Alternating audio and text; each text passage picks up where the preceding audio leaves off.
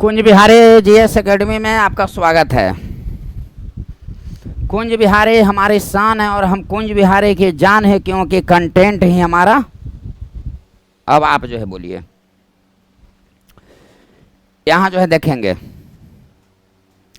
Next जो है हम लोग बहुत कम समय में समझने का प्रयास करेंगे कि मंत्रिपरिषद और मंत्रिमंडल कहते किसको हैं। Council of ministers and cabinet. हम लोग पेपर वगैरह पढ़ते होंगे, उसमें देखते होंगे कि आज मंत्रिमंडल की बैठक हुई, आज मंत्रिपरिषद की बैठक हुई, आज कैबिनेट की बैठक हुई। ये सब देखे होंगे, सुने होंगे।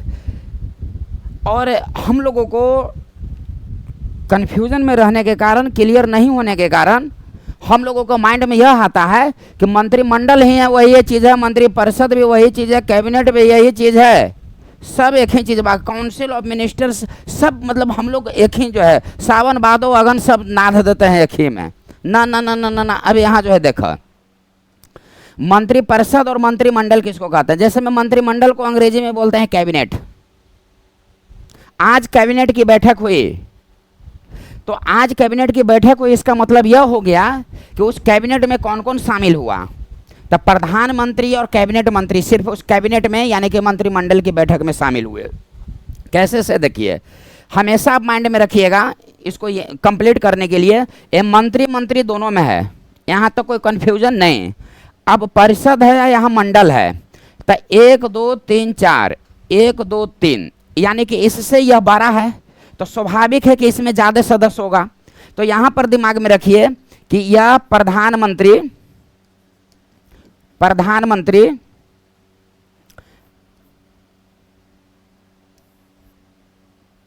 कैबिनेट मंत्री, राज्य मंत्री, उप मंत्री, यह सबको बोलते हैं मंत्रिपरिषद। इसमें से प्रधानमंत्री को हटा दीजिए, इसमें से प्रधानमंत्री को हटा दीजिए और कैबिनेट मंत्री, तब प्रधानमंत्री और कैबिनेट मंत्री ये दोनों को मिलाकर हम लोग बोलते हैं मंत्रिमंडल या कैबिनेट।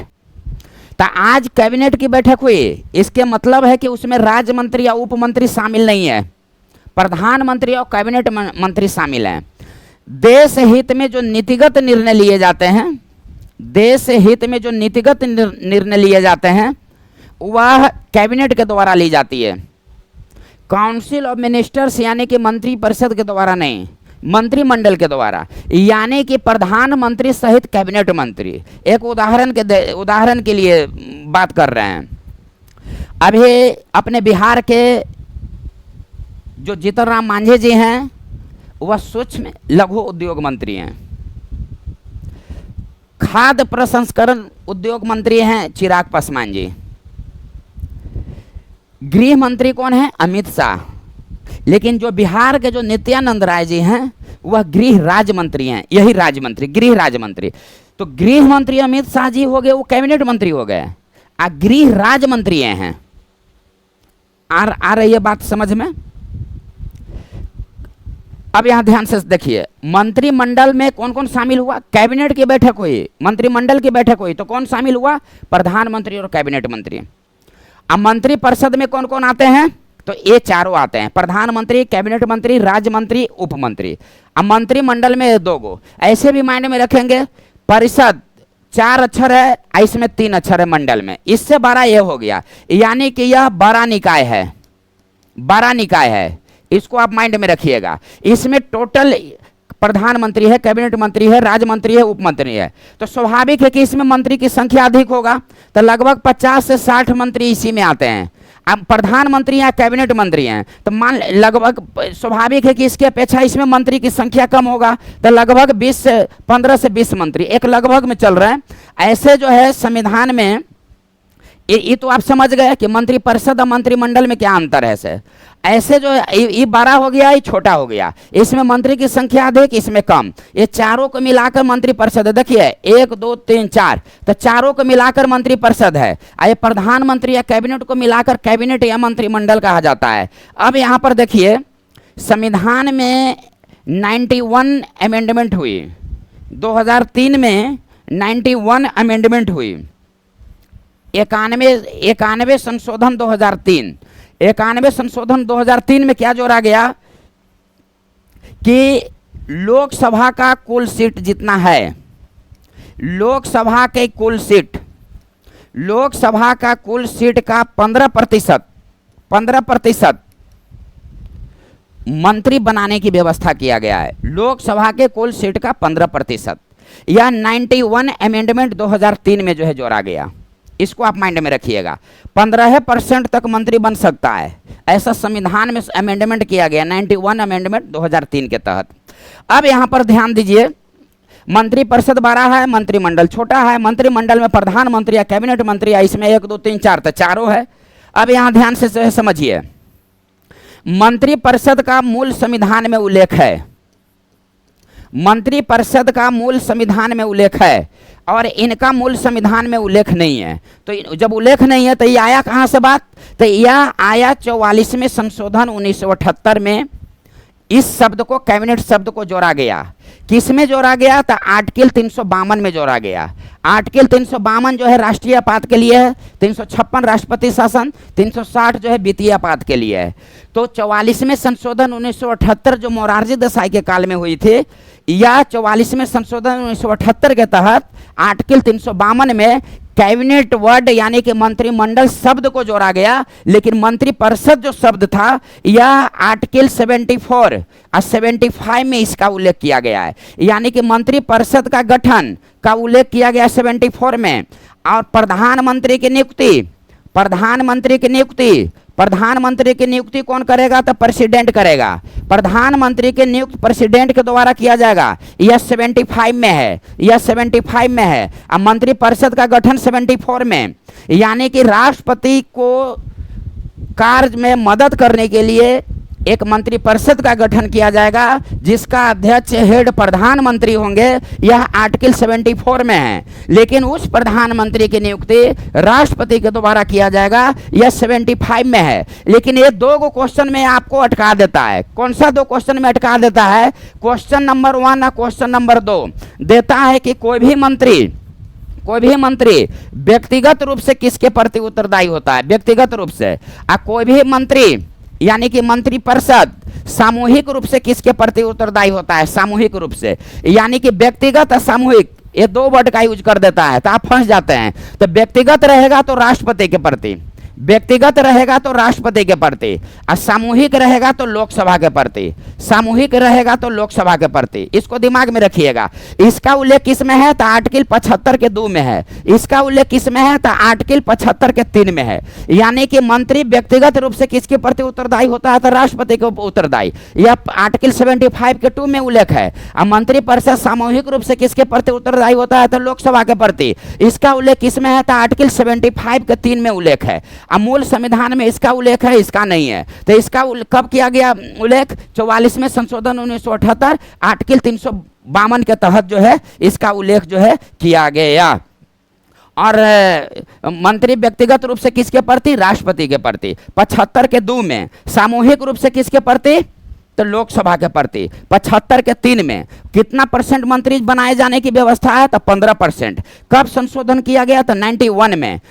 कब? तो 2003 में। अब यहां ध्यान से समझिए कि ये आपका है 42वें संशोधन, ये आपका है 42वां संशोधन 1976, और ये आपका है 44वां संशोधन, ये आपका है 44वां संशोधन 1978।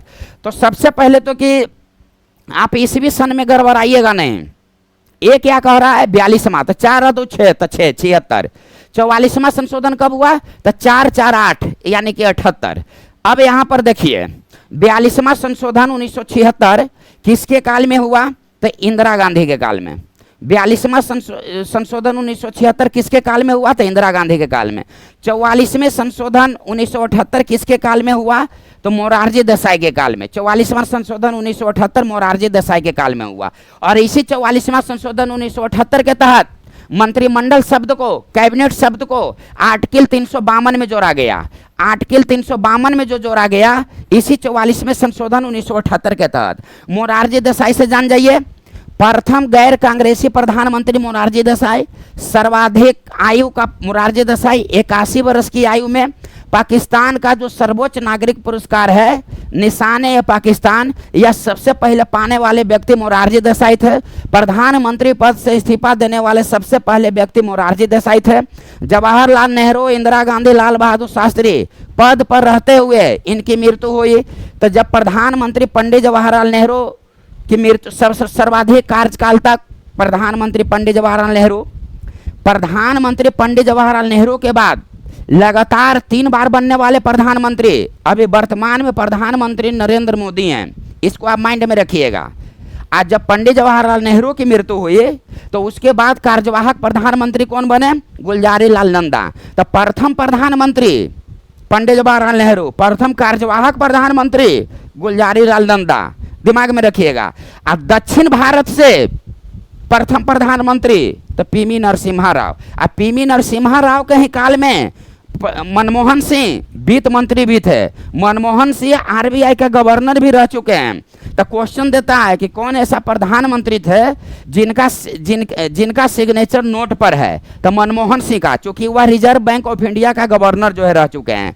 और जब भारत के प्रथम प्रधानमंत्री पंडित जवाहरलाल नेहरू की जब मृत्यु हो गई तो मृत्यु के बाद गुलजारी लाल नंदा बने कार्यवाहक प्रधानमंत्री, फिर लाल बहादुर शास्त्री बने, फिर लाल बहादुर शास्त्री की मृत्यु हो गई। ताशकंद समझौता 11 जनवरी 1966 को, 10 जनवरी 1966 को ताशकंद समझौता हुआ, दिमाग में रखिएगा। 10 जनवरी 1966 ईस्वी को ताशकंद समझौता हुआ। अब 10 जनवरी 1966 ईस्वी को रात्रि के 2 बजे उनकी मृत्यु हो गई। तो लाल बहादुर शास्त्री उस समय प्रधानमंत्री थे। भारत और पाकिस्तान के बीच में समझौता चल रहा था, ताशकंद में ताशकंद समझौता। तो रात के 2 बजे उनकी मृत्यु हो गई। कैसे मृत्यु हुई ये आज तक नहीं पता चला, रहस्यमय मृत्यु हुई। तो आपका क्वेश्चन पूछता है कि कौन ऐसा प्रधानमंत्री थे जिनकी मृत्यु देश के बाहर हुई? तो लाल बहादुर शास्त्री। तो पंडित जवाहरलाल नेहरू के बाद कौन बने कार्यवाहक? गुलजारी लाल नंदा। फिर बने लाल बहादुर शास्त्री, फिर बने कार्यवाहक में गुलजारी लाल नंदा। यानी कि प्रथम कार्यवाहक प्रधानमंत्री गुलजारी लाल नंदा और 2 बार कार्यवाहक प्रधानमंत्री रहने वाले भी हुए गुलजारी लाल नंदा। आई बात समझ में? प्रथम महिला प्रधानमंत्री इंदिरा गांधी, 2 बार रहने वाली महिला प्रधानमंत्री भी इंदिरा गांधी है। और जिस समय पहले बार इंदिरा गांधी प्रधानमंत्री बनी थी वह राज्यसभा के सदस्य थी। प्रथम सिख प्रधानमंत्री मनमोहन सिंह, अब प्रथम गैर कांग्रेसी प्रधानमंत्री मोरारजी देसाई। लेकिन प्रथम गैर कांग्रेसी प्रधानमंत्री मोरारजी देसाई 2 वर्ष तक रहे और जो अटल बिहारी वाजपेयी रहे वह सर्वाधिक समय तक रहे। प्रथम गैर कांग्रेसी प्रधानमंत्री ऐसे हुए जो पूर्णकालिक रहे। एक कार्यकाल में सबसे कम समय तक भी कौन रहे? तो अटल बिहारी वाजपेयी 13 दिन तक। अविश्वास प्रस्ताव हासिल जो है न करने, विश्वास मत हासिल न करने वाले कौन थे? तो विश्वनाथ प्रताप सिंह। एचडी देवगौड़ा भी विश्वास मत प्राप्त नहीं किए थे। अटल बिहारी वाजपेयी भी विश्वास मत प्राप्त नहीं किए थे। लेकिन एक कार्यकाल में सबसे कम समय तक प्रधानमंत्री रहने वाले कौन थे? तो अटल बिहारी वाजपेयी 13 दिन तक रहे थे। अब बात को समझ में आए? जब प्रधानमंत्री बताएंगे तो उसमें विशेष रूप से बताएंगे। अभी यहाँ पर देखिए 42वें संशोधन कब हुआ? तो 4/276, 4/4/1978। इस समय प्रधानमंत्री कौन थे? इंदिरा गांधी। इस समय प्रधानमंत्री मोरारजी देसाई।